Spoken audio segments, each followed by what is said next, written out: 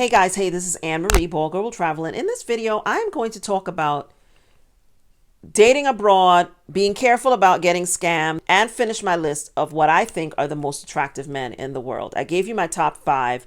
I'm going to give you number 6 through 10 in this video as well. So we got a lot to cover, so let's get into it.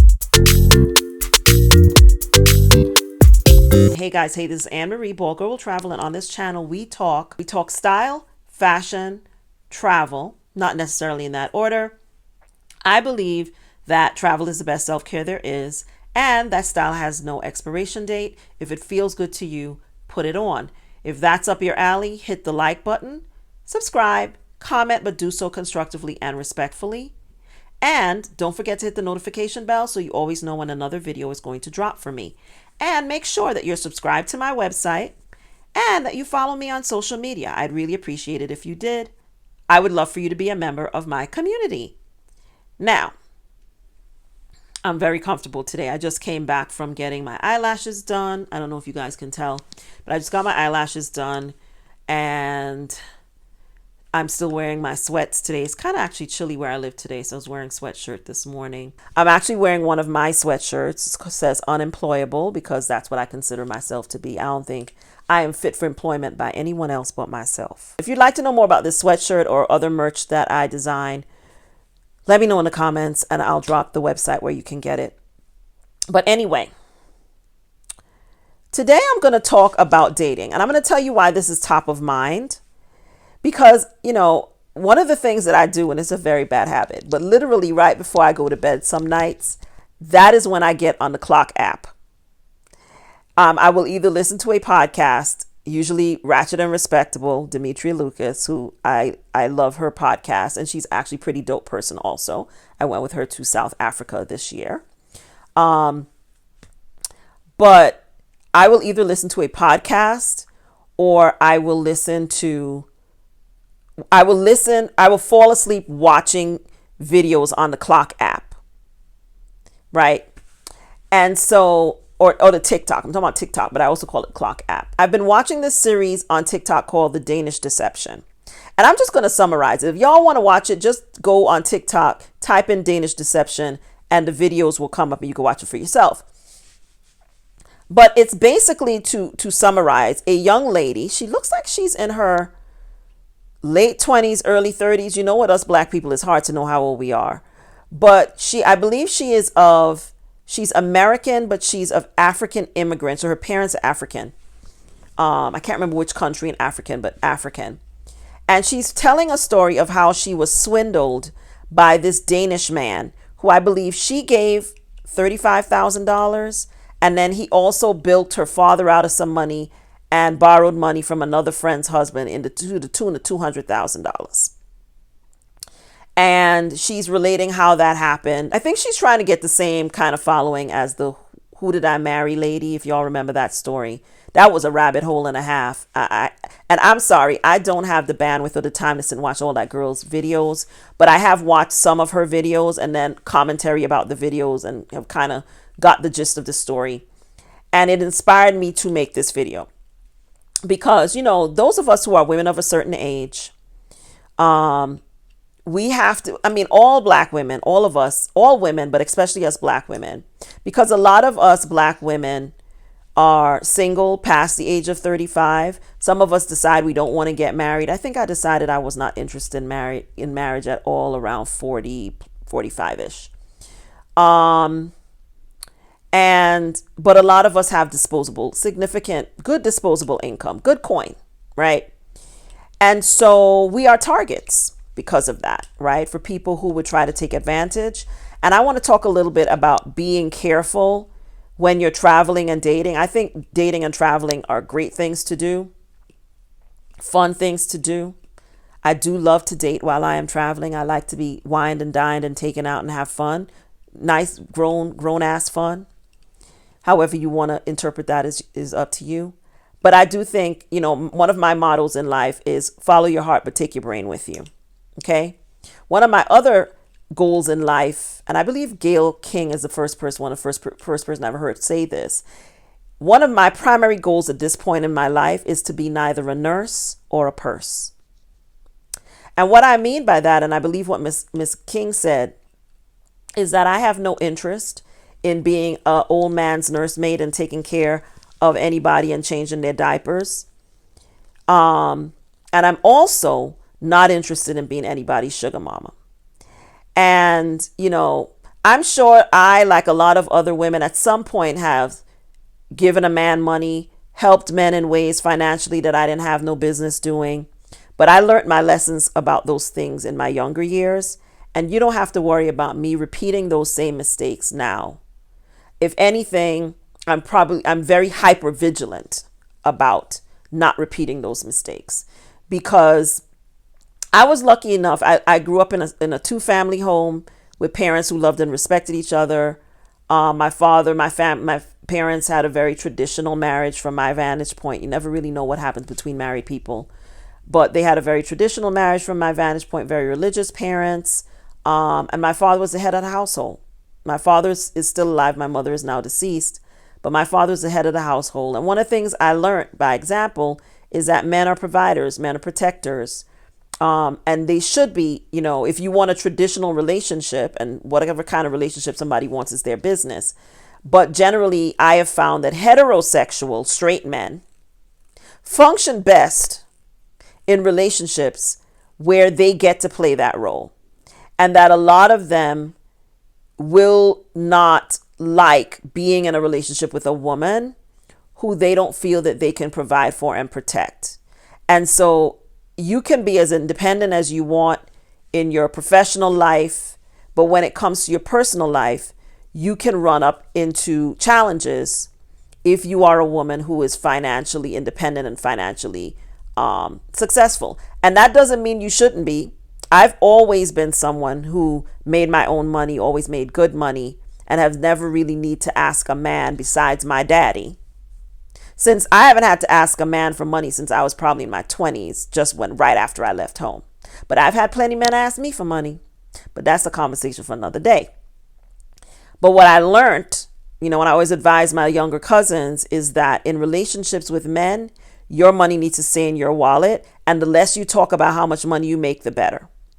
Because a lot of them, and this is their own insecurities and issues, are resentful. Even though they may find it attractive and sexy and whatever, a lot of them will become resentful over time if they are not as financially successful as you are. That's not always the case, but it can often be the case. And in order for it not to be the case, you often have to make yourself small in that area, smaller than you should have to be, in my opinion, in order to assuage their egos and not make them feel insecure. So my advice to women is, when my younger cousins ask me these things, I tell them, you have to make a decision about what kind of men you're going to get involved with very early on, especially if you're successful, financially successful, because men don't care about how many degrees. And I'm talking about heterosexual straight men. I'm a heterosexual straight woman. I know I got a bald head, so sometimes people get confused, but I like men. That's what I like. And so I can only speak for the demographic that I deal with. I can't speak for any other demographic. But what I'm saying in my experience, heterosexual men prefer to feel needed, especially in a financial sense. So you shouldn't be giving a man money. You shouldn't. And that's always my advice to women. Your wallet needs to stay closed. Your purse needs to stay closed. So in that context, when I look at the girl's videos and talking about the Danish deception, to me, her first mistake was not running in the opposite direction. The first time that man indicated that he wanted any money from her, she should have been in the opposite direction. She should have been gone. Right? And so to me, everything that came after that came and flowed out of the reality that she didn't see the sign the very first time. The first minute you had to open up your wallet and do anything relevant to that man should have been a red flag. Because generally speaking, men who are seriously interested in you are not asking you for money. They're just not. And if you all are not financially yoked, people talk about being equally yoked. I think in the financial sense, you need to be equally yoked also. And so I think that if you're not, that can often be the basis for problems at some point. And I'm not saying that if you make more money, it can never work. But I think if you make significantly more money, it can be a problem. And I'm going to get to how this ties into travel very shortly. But I think women have to be very careful, and especially as you get older and you have more money, more disposable income, and you're traveling as well as, even not traveling, you have to be very careful and very vigilant because there are a lot of scammers. And now with the dating apps and all these things, you have to be careful. And my rule of thumb is if he asks you for money, run. I don't care what they call it. If they call it investment, if they call it anything, if it requires that you expend a dime, you need to go on about your business. Just don't do it. So to me, the whole Danish deception thing might be, something people are talking about on TikTok right now, and everybody's commenting and joking about it and whatever. But the reality is that women, especially Black women, need to hold ourselves in higher esteem and value. And we should absolutely not be expending 1 red cent to be in the company of a man. This is my personal opinion on my channel, right? You don't have to agree with me, but I don't think outside the constraints of a marriage, once you're married, what's yours is yours, and what's yours is mine, and mine is yours, and however you decide to work that. I don't believe that marriages should be transactional. But I'm like, when you're not married, as a woman, I don't think, as a heterosexual straight woman, I don't think that you should be expending a dime. That's just my opinion. That is where I am at this juncture.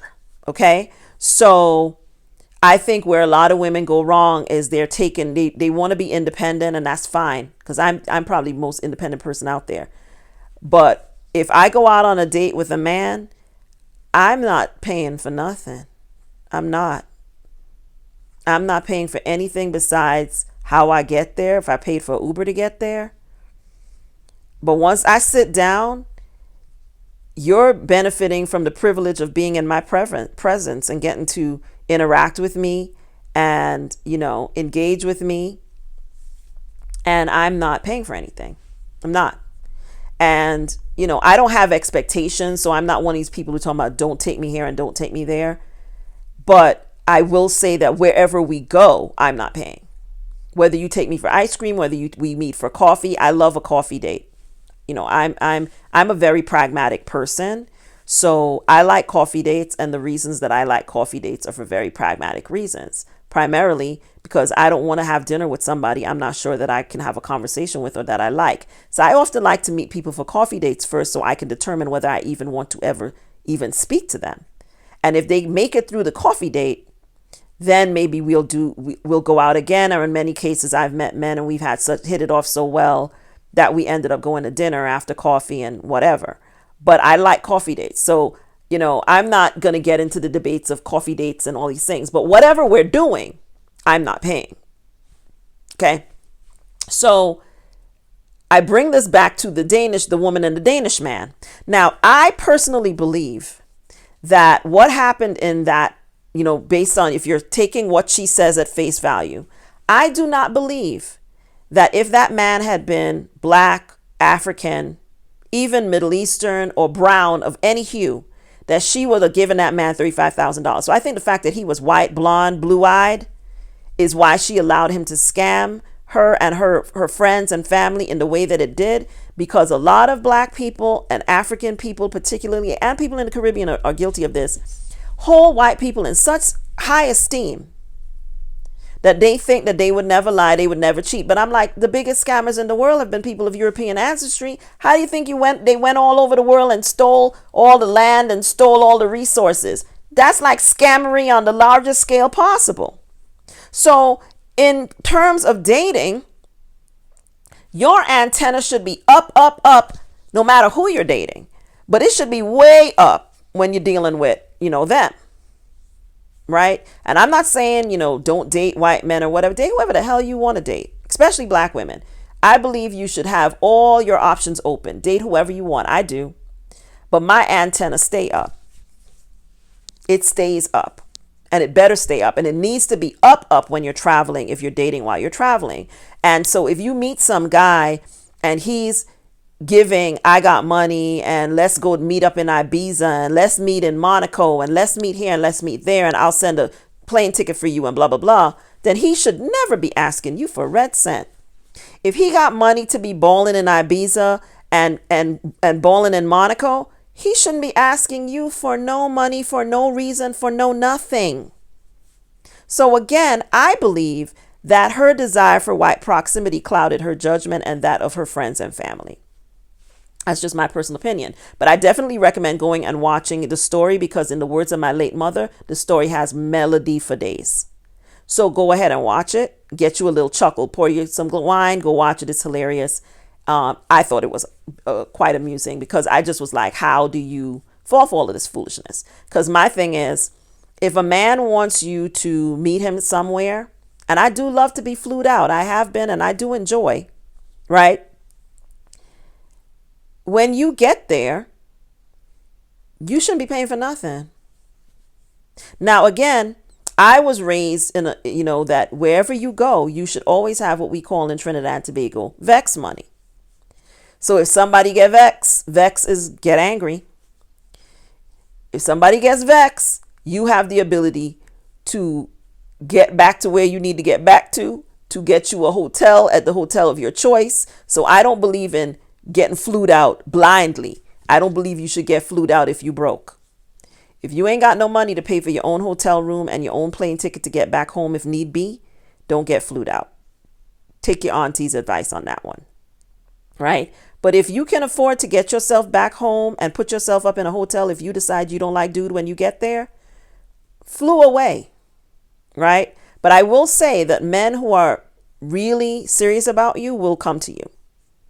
If you say, I don't want to come, can you come here? They'll come to you. But if somebody is like, I'm going to fly you to a place you've never been and you want to go, by all means. But make sure you have the ability to get back. That's my advice. And make sure you have the ability to put yourself up in a nice Airbnb or a nice hotel if you decide you don't like the person when you get there. Okay, that's my little advice about the flued out thing. But let's talk some rules of thumb for dating abroad. Now, I gave you all the big rule is you shouldn't be spending any money, right? I always believe if you are in a foreign country or whatever and you go on Tinder, you go on one of these dating apps and you decide to meet somebody for drinks or whatever, meet in the daytime. I'm big on coffee dates. I don't believe you should meet somebody you've never met sight unseen at night for the first time. I don't do that. I'm very big on meeting people for coffee, meeting people at brunch, meeting people in the daytime, meeting people at a tourist site that I want to see anyway. I do love to recruit a guide in a country. One of the main reasons I go on dating apps is to find out about places that I would otherwise not be told about, because local people will always tell you great places to go see, things to do, places to eat. I like to make friends. And you can make a lot of friends on dating apps, and that don't mean you have to do anything else. I mean, we're grown. You can do whatever you want. Just do it safely. But you don't have to do anything with any of these men. But number one is meet in the daytime. That's my first rule. Meet in the daytime. I highly recommend brunch. I highly recommend tourist sites that you might want to see. Coffee is always great. Okay. If you decide you like the person and you spend some time talking to them and you walk and talk. I love a walk and talk. I am a walk and talk date girl. Then you can say, okay, let's have lunch tomorrow. We can, whatever. And you control everything. You tell them where you want to meet. I don't allow people to tell me where to meet the first time I'm meeting them. I pick a place. And I usually will get there 20, 30 minutes early. That's just me. Now, y'all remember, I used to run security. So the way I think about things is a little bit different than the average person. But that's my thing, right? But I think that's fine, but I don't recommend meeting at night. The other thing is always make sure you get their full name, a phone number, and you give it to someone that you know and trust, and let them know what you're planning to do, even if you're going out in daytime. I have a group of people that I have in a group, and when anywhere I go in the world, they know where I am. They have my itinerary. I also have someone that has the ability to track my phone in real time, because people need to know where you are, especially if you're traveling alone. Okay? If you meet a guy and you like him and you're planning to go on a date, tell a friend. Let people know. And don't be afraid to let the person that you're on a date know that people know where you are too. I love to throw it into conversation just so they know. If I go missing, people are going to notice. Okay? So that's dating tip number 2. Make sure people know that you're going out with someone. As I said, the first rule is I don't recommend meeting someone for the first time at night. Second rule is you pick the place. Third rule is make sure someone that you trust, or people that, not just someone, people that you trust know that you are going out on a date, right? And then, what's my fourth rule? Fourth rule is while you are on the date, stay aware of your surroundings, stay aware of what's happening at all times. I recommend, if you're going to drink, don't have more than one cocktail, and never leave your drink unattended. And you'd be surprised how easy it is to do that. So make sure if you go to the ladies' room, if you have to do anything, you either drink your drink before you leave, or when you come back, order another one. But never leave your drink unattended, ever. Even in the daytime. Never leave your drink unattended on a date, right? Be very, very careful. And I'm very big about, the last thing is, how you're getting there and how you're leaving should be independent of the person that you're meeting. Okay? So take an Uber there. Like I said, I get there early, and know how you're getting back to where you're staying as well. And I don't, of course, recommend necessarily that people need to know where you're staying. So I'm not really big on people wanting to walk me back to where I'm staying and this kind of stuff, because I'm very cautious. So I'm like, they don't need to know where you're staying initially. Like, once you get a feel for the person, and follow your judgment. We as women have intuition for a reason. If it feels wrong, it's wrong. Get out of there. If it feels off, it's off.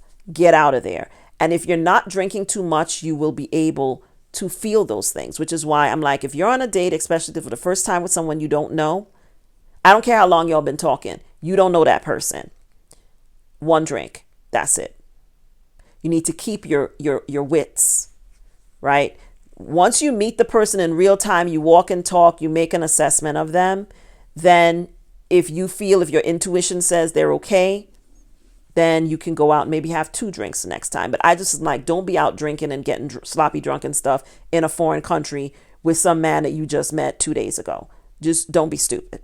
Okay? Even out with your friends, because a lot of times women go on girls' trips and everybody drunk and acting stupid, and nobody notices when one of the people disappeared or left with somebody. And that's not how it should go. But especially when you're by yourself, make sure that you are acting like you have some damn sense. Don't go into somebody else's country and then just throw caution to the wind. Okay.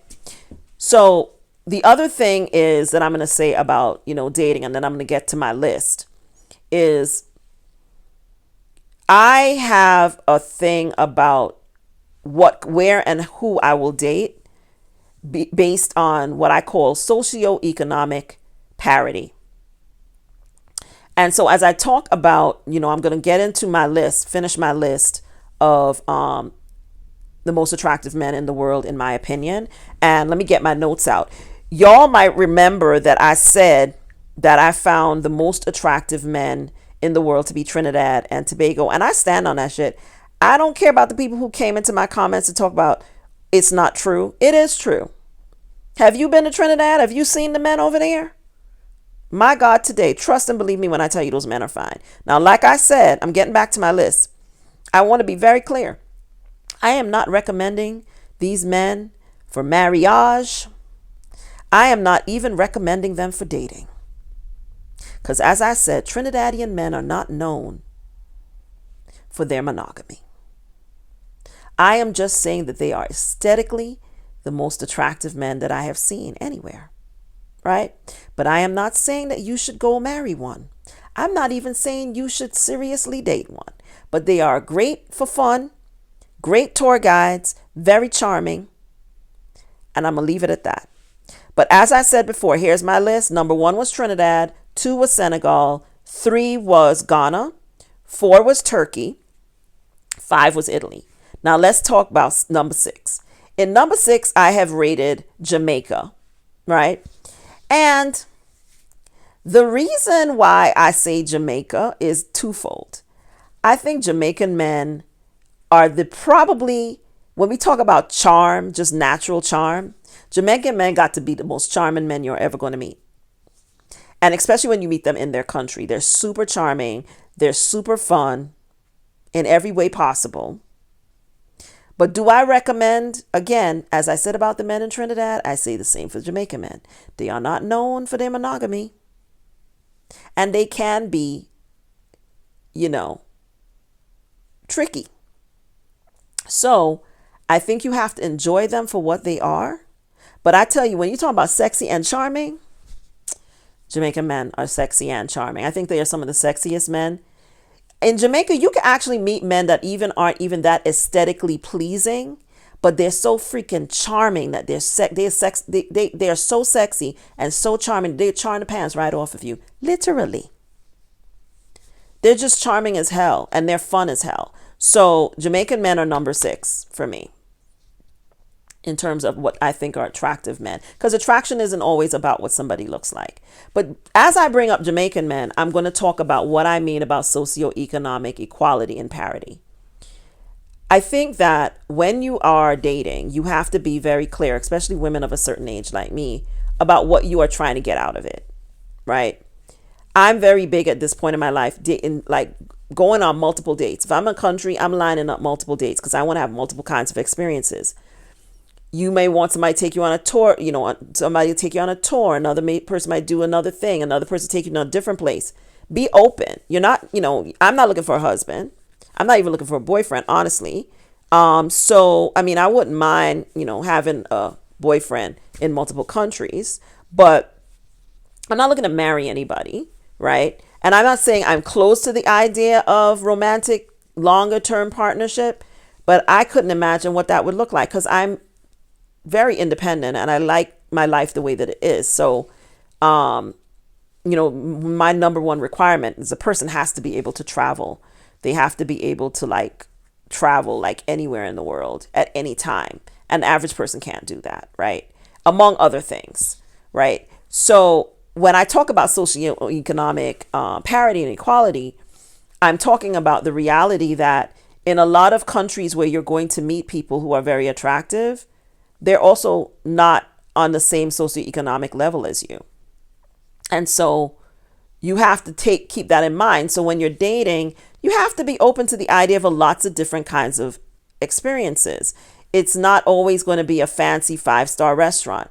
I think some of the best food I've eaten in places and countries are not 5-star. Now, I don't eat street food. I've told you all that before. I do not eat street food. This is one of the reasons why I will always meet me at a coffee shop. Meet me at a wine bar, right? Because in a lot of foreign countries, wine is not expensive. The wine is locally, made and grown and whatever. You get a nice glass of wine for 2-3 euros sometimes, right? Meet me at happy hour. Let's do aperitivo. I love an aperitivo with an attractive Italian man. But I'm not, I don't go out with a man to see how much money he can spend on me. I want to see what kind of experience I can have. So, because I got my own money. So I am not going to be like, oh, I want to go to this 5-star place. I really have had some of the best restaurants I've had and meals I've had have been with people they've recommended it because it's their country. So I think that I usually will not put a person in a position to have to spend a lot of money on me, because what I want to do initially is to meet for coffee or meet at a wine bar or meet in an open place and just chat with them and see if I'm interested. But I also want certain level of experience, and a level of experience doesn't always have to be expensive. But I also would want someone that could meet me somewhere, or let's go here, or let's do this thing. Like the first meeting might be coffee, but then the next meeting might be like, oh, I heard about this restaurant and you asked me where I want to go. I want to go to that restaurant, right? And in certain countries, you will meet people and they won't be able to do that because y'all are not at the same level, right? And so, for example, I live in Mexico. I date very rarely here now because I find that a lot of the men that I meet, they're not at the same level, socioeconomic level as me. And I don't want to get seriously involved with anyone. And because I live here, I don't want to get seriously involved in anything with anyone that is not the same. They don't have to be exactly equal, but they got to be close. And the reality is that the US dollar and the Mexican peso are not equal. And so unless I'm dating someone that's wealthy here, we're probably not going to be at the same level just because of that. And then it gets difficult, right? Because you can only do certain things and they can't travel, they can't do this, they can't do that because they don't have the money to do it. And that's just the reality. And so you have to keep that in mind as well when you're traveling about considering those things, right? And not putting yourselves in positions where you could get into trouble because of that, because you can get targeted because of that stuff too. So you have to be careful. So I think that's why I think, doing low cost things like coffee or meeting at a tourist site and just walking and talking and stuff like that is a smarter thing to do early on, because they don't need to know what you do for a living, how much money you have. People are going to assume in certain countries and certain places, people assume you're rich just because you were able to travel there. They make assumptions about you. So you have to be careful. And I'm not rich by any means in America, right? I'm middle class, right? But in other places, I'm rich to them. So I think we have to be careful as women, and understand and think about those things when you're making choices about where you're going to date. I tend to date more when I am traveling in Europe than I do in other places, simply because I don't have the same concerns about socioeconomic equality that I do, like if I'm traveling on the continent of Africa, or if I'm in the Caribbean, or if I'm in Latin America. That was a big top of mind thing for the country that I have in the number 7 on my list. I have Colombia and Dominican Republic. Colombian men are some of the most beautiful men I've ever seen anywhere. Like, they come in all sizes, shapes, and colors, very similar to Trinidad. I think Trinidadian men are better looking, but Colombia got some fine ass men, and so does Dominican Republic. But I'm gonna tell you, between the two countries, I would prefer Colombia. I would go back to Colombia. I would never go back to Dominican Republic, and I've talked about that before in another video. I tell you, when I was in Dominican Republic, I literally felt like we were out at a nightclub. I think we went out to a nightclub, and the men were like, it was obvious they were trying to find American women to get involved with because they thought that you had money. And maybe it was where we were, but it was so uncomfortable to me because it was very, very obvious. And so I was like, no way, no bueno. I don't care how fine they are. Absolutely not.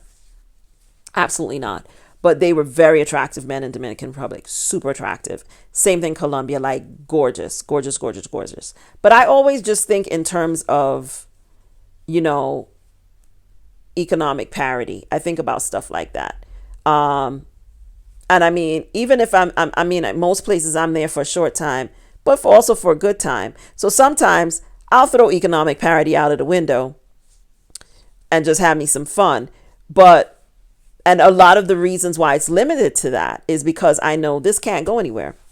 We're not equals in this regard. So I can go out and we can have some fun and we can hang out and whatever, but that's all it is. Whatever happens stays there, and you ain't never gonna talk to me again, and we're not gonna see each other again, because what are we doing? It's not gonna go anywhere. So I think you have to be pragmatic. Like, this is what I mean when I'm talking about bringing your brain with you. Now, number 8 is I have the United Kingdom, and I mean Britain when I say the United Kingdom, because I've not been to Wales and I've not been to Scotland, but Scotland soon come. I just love to hear Scottish men roll those R's. There's this one guy I follow on TikTok, and I just follow him to just listen to him talk. And I want to sit and listen to a Scottish man talk to me and roll those R's and in a kilt. And I want to see what's under the kilt. I want to know what's under the kilt. But anyway, so I'm going to Scotland soon. But I have the United Kingdom and the Netherlands, and I'm going to tell you why. I haven't been to the Netherlands yet, but I'm getting ready to go, and I'm going to tell you why I put the Netherlands on here. London, yes. I've been on several dates in London, and I think I like the accent. I don't even really care what they're saying half the time. I just like to listen to them talk. And I think British men know how to date, give good date. I've been on good dates. I can't speak for anybody else. Again, I'm a tourist. I'm a visitor. I'm not talking about dating and trying to find a husband, but I have had some good dating experiences in London. Can't talk about no other part of the country. So London, and then and attractive men in London, and then Dutch. Now, I am solely going off of the Dutch men that I have met in London, as well as when I was on the yacht cruise. I met several Dutch men. They were all not just attractive, but charming and fun. I am planning a trip to the Netherlands as we speak. I am looking forward to interacting with Dutch men in their natural habitats. I'm looking forward to that. Again, I am going for a short time and for a good time. I'm not looking for a husband or even a boyfriend. So I'm just saying, the ones that I met, I found them aesthetically pleasing and charming and fun. So I'm trying to go see how they do it in Amsterdam, because I think I'm going to Amsterdam. I don't think I'm going to make it to anywhere else, because I think we're going for a week. Me and a friend are trying to work out a trip right now. So yeah. So if you're from the Netherlands and if you're from Amsterdam, drop some comments about things to do and where to find the black people and where to find the black food, etc., in Amsterdam. Drop it in the comments, because I'm a coming. And then on the list also, so that was number 8. I tied British and Dutchmen. And then at number 9 is Croatia. I'm only 5'1", but there is nothing that sets my heart afire like a big, muscled, corn-fed, 6'4" or taller man. You can call me a tree climber. Like pretty much every serious relationship I have been in my adult life, the majority of them were with men over 6'3". Well, there's one person who was 5'11", but I'm only 5'1". But 6'3", 6'4", 6'5". I like it. I like it very much. So I loved Croatia because they just got some big ass corn-fed. I swear to God. Now, they got regular sized men too, but there were a lot, especially at the nightclubs and the beach clubs and the whatever that I was hanging out at. Big old corn-fed boys. I loved it. I loved it. I loved it. I loved it. And friendly and nice looking. Now, again, I have to keep giving the disclaimer because I know somebody going to come in the comments and talk about their horrible Croatian boyfriend and their horrible. I'm not looking for, so I'm enjoying it as a tourist and a visitor. Okay. But very aesthetically attractive men in Croatia. And at number 10 is Portugal. I think Portugal has very attractive, very charming men of all sizes, colors, and types. So you'll see some men, they might look Italian. You see some that look more Spaniard, more Anglo-ish. You'll see, they're, African mixtures. I mean, I saw one of the most beautiful African men, like dark chocolate. He was walking across the street and with some friends, and my God, like stopped me in my tracks. Very attractive people in Portugal of every type and whatever. So I would say Portugal, and very friendly people in Portugal. Like very friendly people and fun people. Like I said, I don't love the food. I do love the wine. I love the food in Porto. Didn't love the food in Lisbon as much. But the people are super friendly and super fun. So I would say that I think that the men in Portugal are both friendly, attractive, and charming. So those are my 10. Number 6 is Jamaica. Number 7 is Colombia and Dominican Republic. Number 8 is United Kingdom, and Dutch men get honorable mention. Number 9 is Croatia, and number 10 is Portugal. But I want to be clear, as I said before the beginning of the video, wherever you're going in the world, whoever you're dating, whoever you're meeting, use your common sense. Travel, have a good time, regardless of your age, your whatever. No matter what age you are, there's someone out there for you to go out on a date with. Okay? But be clear about what you're looking for. Like if you're looking for a romantic partner, whatever, be honest about that. If you're looking to just have a good time, and I'm not saying you have to tell the person, but you got to be honest with you, with yourself, right? If you're just looking for someone to, have fun with and show you around and whatever, that's okay too. Do that, right? But be careful. Don't be stupid. Don't throw all caution to the wind because you're on vacation. I'm always like, whatever you wouldn't do at home, don't do it while you're on vacation. I know a lot of people do the opposite of that when they're on vacation. I do not. You should have the same level of what I call situational awareness. Wherever you go and whatever you're doing, you should be thinking to your personal safety and the safety of your belongings, no matter where you go and what you're doing, especially if you're traveling alone. Because if you have friends, you could have a designated sober person. I was often the designated sober person when I was younger because I was the driver. But you got to have somebody paying attention if you're with friends. Everybody can't be drunk and disorderly. So if you're in a group of women, somebody has to agree that they're going to be the sober person to make sure that everybody gets back to their hotel room okay. Everybody is, whatever. So make sure you think about that and remember the tips that I already shared in this video. Have a good old time, but take your brain with you, right? If you meet some guy and you all fall madly in love, that's great, but don't give him none of your money. He shouldn't be asking you for money. He shouldn't be asking you to invest in anything. He shouldn't be asking you for anything. You should just be out blithely being your attractive, beautiful, wonderful self.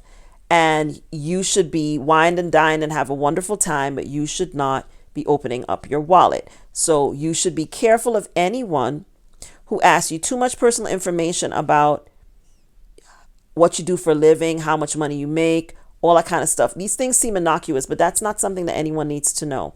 When you're traveling, one other tip I'm going to say, when you initially, or you're out and about, the less you talk about yourself, the better. They don't need to know where you're staying. They don't even necessarily need to know when you just meet them that you're there by yourself, right? So be careful. That doesn't mean you can't go out and have a good old time. You can, but just have some rules about how you conduct yourself, especially if you're traveling alone. And it's okay to make friends everywhere in the world. And everybody doesn't have to be even a romantic partner or a romantic friend. Just have fun and let things just evolve naturally. But I'm big on dating. I think the rule of thumb as we end this video is, do I think you should date as you're traveling? Absolutely. But I just think you should be careful about it and thoughtful about it. And as we talk, in the context of the Danish deception, something like that should never happen as long as you keep your head on straight and you keep your wallet closed.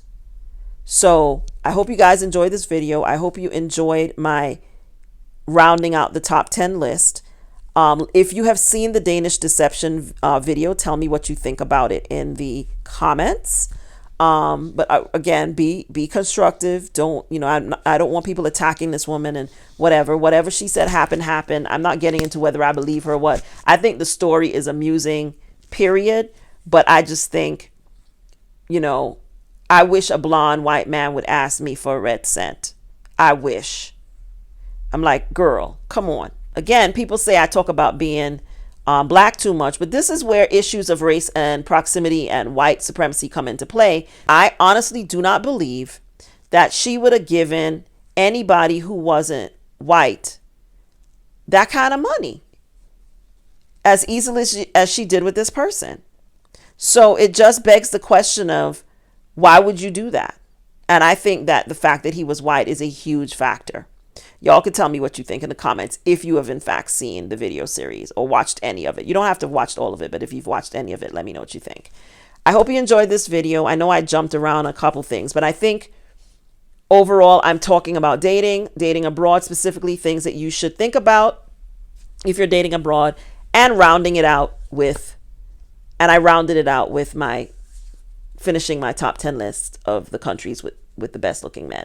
And you can tell me countries that I didn't mention that you think have attractive men. I'm always happy to keep a running list so that when I'm traveling, I can keep my eyes open.